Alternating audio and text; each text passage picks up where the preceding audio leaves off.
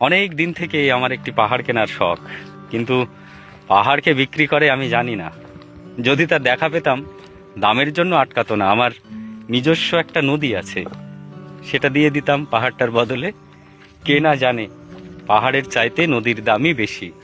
পাহাড় স্থাণু, নদী বহমান, তবু আমি নদীর বদলে পাহাড়টাই কিনতাম, কারণ আমি ঠকতে চাই। নদীটাও অবশ্য কিনেছিলাম একটা দ্বীপের বিনিময়ে।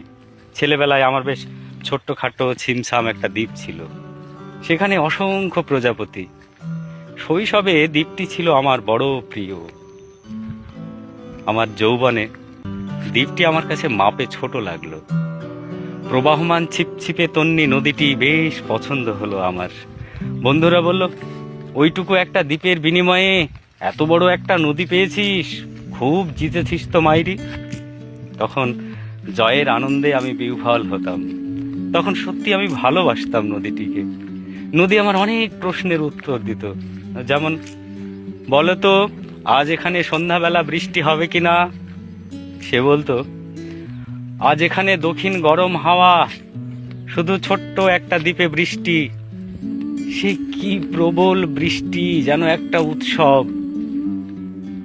সেই দ্বীপে আমি আর যেতে পারিনি। সে জানতো, সবাই জানে, শৈশবে আর ফেরা যায় না। এখন আমি একটা পাহাড় কিনতে চাই। সেই পাহাড়ের পায়ের কাছে থাকবে গহন অরণ্য। আমি সেই অরণ্য পার হয়ে যাব, তারপর শুধু রুক্ষ কঠিন পাহাড়, একেবারে চূড়ায়, মাথার খুব কাছে আকাশ, নিচে বিপুলা পৃথিবী, চরাচরে তীব্র নির্জনতা। সেখানে আমার কণ্ঠস্বর কেউ শুনতে পাবে না। আমি ঈশ্বর মানি না, তিনি আমার মাথার কাছে ঝুঁকে দাঁড়াবেন না। আমি শুধু 10 দিককে উদ্দেশ্য করে বলবো, প্রত্যেক মানুষই অহংকারী। এখানে আমি একা, এখানে আমার কোনো অহংকার নেই।